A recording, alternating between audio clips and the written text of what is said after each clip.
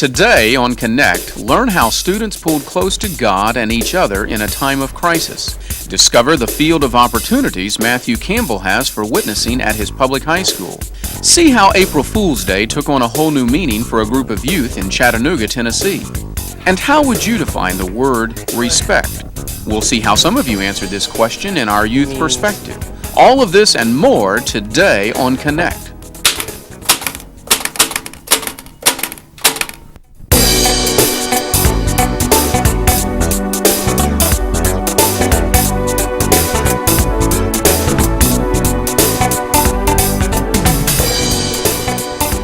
Now, here's your host, Carrie Young. Hello, and welcome to our first edition of Connect, a video magazine designed exclusively for you, the youth in our conference. I'm Carrie Young. Students returning to Georgia-Cumberland Academy after spring break were met with unexpected news. Their school chaplain, Ron Priest, was reported missing. For 5 days, rescue teams conducted searches by land, water, and air. During this time, students at GCA were anxiously awaiting word as to what had happened to their friend and pastor. What role did their faith play in a situation like this? Jamie Arnold has a story on how students coped in this time of crisis. The family of a missing chaplain is elated their loved one has been found safe and sound, but bewildered about the reason. Friends and family of Pastor Ron Priest breathed sighs of relief on March 15 when word came that Pastor Ron had called his father from Los Angeles, California.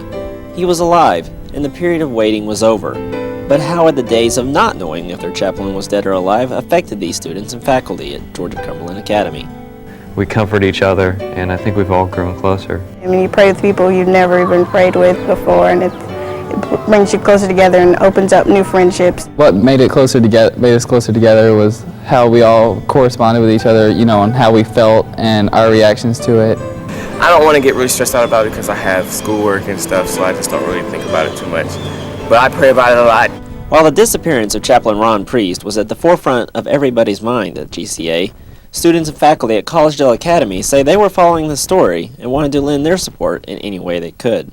They're almost like a family to us, and we want to support them in everything that they have to face. A lot of students were praying about it, and we had something we were following that was in the news and yet also on our hearts. Atlanta Adventist Academy was on spring break during this particular time, but when students returned to classes the following week, a debriefing session and a special prayer service was held. Despite the flood of emotions that swept across school campuses and communities, Dr. Wayne Owen, a pastor and family counselor from Marietta, Georgia, visited the campus during the crisis to help students and faculty at the academy process the emotions they were encountering. It's in times of these anxiety-producing events that happen that oftentimes gives us opportunity for growth. Pastor Don Keel explains how developing a strong prayer life provides a good safeguard for coping when trials arise. If we never spend time praying before the crisis, how are we going to know that God's really going to answer us during the crisis? Currently, Ron Priest is working on his own healing process. As for students and faculty here at Georgia-Cumberland Academy, they continue to heal as a family drawn closer together through the crisis they have shared. Now, for today's Do You Know question. What year did the Seventh-day Adventist Church organize? Was it 1873, 1863, or 1888? Find out the answer later in today's program. Matthew Campbell and his family are leading new lives now as a result of their recent decisions for Christ and baptism. For Matthew, a sophomore at the public high school in Tryon, Georgia, this choice carries with it new challenges.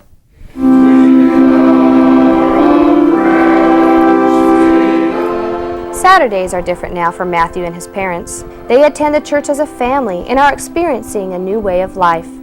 Bob Naughton, Matthew's stepfather, was rebaptized in December of 1998 after attending the Next Millennium Seminar with Dwight Nelson. While Bob did take their youngest son Alex to church with him, he says he didn't want to pressure Matthew and his mother Pam to make a decision for Christ, but his choice did spark an interest in his family. I was so happy that he turned his life around, and it seemed like he was really happy, I wanted the same thing. I could just see it, a real change in him, and it really affected me. Last fall, when the Millennium of Prophecy seminar presented by Doug Batchelor was downlinked to Bob's church, Matthew and his mother attended. Then one night, Matthew tells us, Pastor Batchelor said something that made it all come together. He just said, if you're gonna be a Christian, you just have to give your life completely, and it's really. And he said it's worth it. And I just got to thinking. I said, that's right. It is worth it. Because I'd been in debate and basketball, and I had things that were keeping me away because I wanted to get baptized, but those were things that I was wondering if I should or not, because I didn't want to give that up. And then I heard that, and I was like, this isn't important. Matthew and his mother soon made their decision for Christ and were baptized on December 11 in the Somerville Church, exactly 1 year after Bob's baptism. I've pastored for, well, almost 60 years now, and this was one of the most thrilling experiences of my life, was when his dad was baptized, and then his wife and Matthew were baptized. As a result of the Doug Batchelor Seminar Series, Matthew's life has been changed. Now each day he faces a field of opportunity to share the love of Christ not only in his community, but also in his school. No one else at my school is an Adventist, so I'm the only one, and I have people from many different denominations at the school, so I just talk to a lot of different people and ask them about their beliefs and if they ever study their Bible or what they believe, if they believe in their church's beliefs, and I even talk to teachers. The Somerville Seventh-day Adventist Church is larger today as a result of the decisions made by Matthew and his family. Now, as they continue to share the story of Christ, they hope that others too may come to experience the same. Summertime is almost here. Have you decided what you're going to do? I'm working at Sample Barn here at GCA. I'm going to be working at a water park this summer called Crystal River.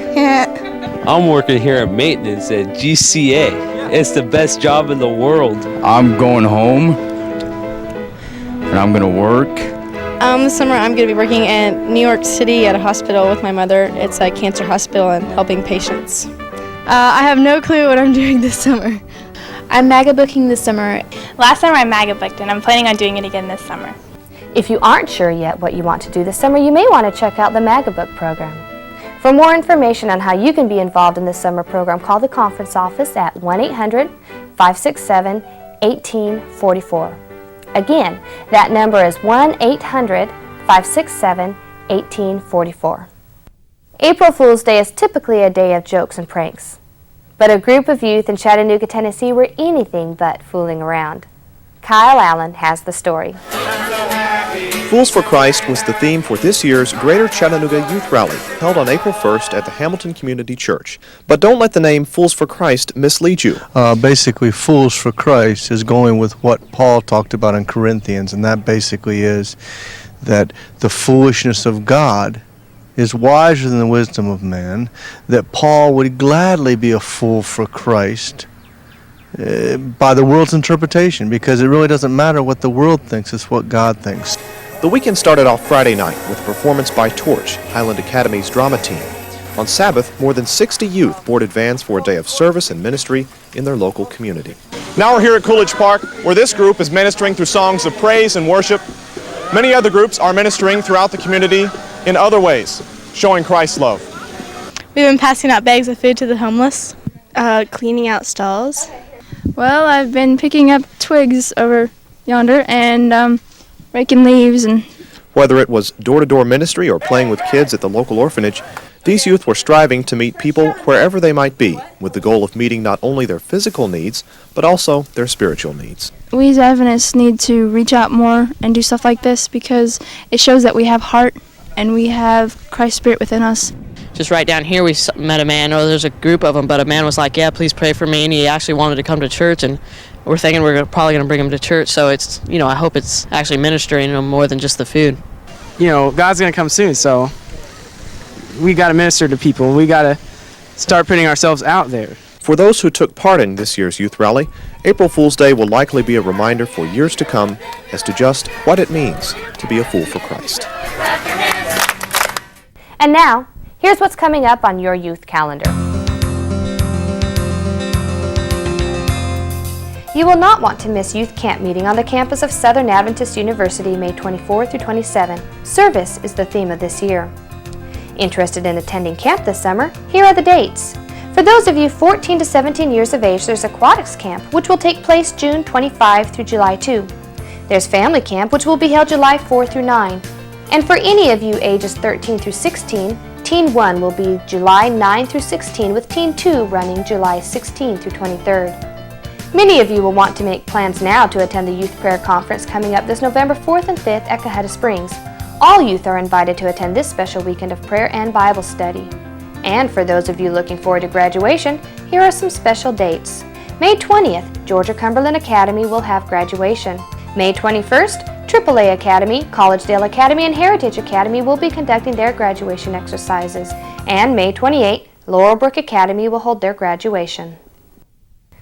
We here at Connect would like to say congratulations to all of you who are graduating this spring. Youth across the southern region of our conference recently gathered on Tybee Island, located along the coast of Georgia, for a Sabbath youth rally. Jamie Arnold was there and has the story. With a towering lighthouse located not far from the site of this year's youth rally, Youth for Christ Lighting the Way was chosen as their theme, with Ron Backel, chaplain of Advent House at University of Tennessee, Knoxville, serving as the featured speaker. Jesus says that we are the light of the world. Step into the water, wade out a little bit deeper. In the afternoon, the Emmanuel Quartet provided a concert. Just before, everyone headed out onto the beach, where everyone would spend the remainder of the day getting better acquainted. I've met people from all over the place. I met somebody they were down here from Tennessee, and it was really cool. This was the second year for this particular youth rally, and once again it helped to bring everyone across Southeast Georgia, not only closer to each other, but closer to God. How would you define respect? We asked some of you this question, and here is what you said. I define respect as having consideration for other people's feelings and thoughts. Honoring your parents and that kind of stuff. Yeah. Just treating someone the way you would have them be treated and treating them with dignity. It's being kind to authoritative figures. Where you see people for their individuality. Not putting somebody down for how they believe or what they believe is right for them. It's just showing someone that you care about them, understanding who they are and what they are all about. You honor someone so you wouldn't do certain things. That's respect. A group of students from Georgia-Cumberland and Collegedale Academies spent their spring break in mission service. The annual mission trip sponsored by Georgia-Cumberland Academy took place in the city of San Luis Rio, Colorado, a city of approximately 200,000 located in Sonora, Mexico. During their stay, the group built walls for one wing of the new primary school and conducted a vacation Bible school for the children. They took some time out from their busy work schedule to visit the beach at El Golfo de Santa Clara, a small town on the Gulf of California. Sabbath afternoon was spent visiting the Gran Desierto de Pinacate, a large national park with many volcanic formations. The mission team experienced unseasonably cold weather with 2 days of rainfall, something unusual for that time of year, but the weather did not dampen their spirits. I was in a different culture and learning about them, and I felt like I was helping people. The kids were really awesome. I think that was the most impact for me, and also singing with the church there and just hanging out with the people. It was really cool. The construction project was provided by Maranatha Volunteers International, a nonprofit Christian outreach organization. This school is one of 40 such new schools being built in Latin America during the next 3 years as part of a new Maranatha initiative. Now for the answer to our Did You Know question. The Seventh-day Adventist Church officially organized in Battle Creek, Michigan on May 3, 1863. And finally, if you are interested in helping to create and maintain a website for Connect, you may contact us at connectvideo@mail.com. That's all for today's first edition of Connect. We hope you join us again next time as we seek to connect youth across the Georgia-Cumberland Conference. All right, respect is honoring your parents and your friends around you and Treat them with the same way you'd like to be treated yourself. And You think of them as a human being. I think if you love each other, it'll come naturally. I don't know what I'm going to say. Okay, respect is treating someone with dignity and treating them like a human being and actually listening to what they say and caring about them as an individual.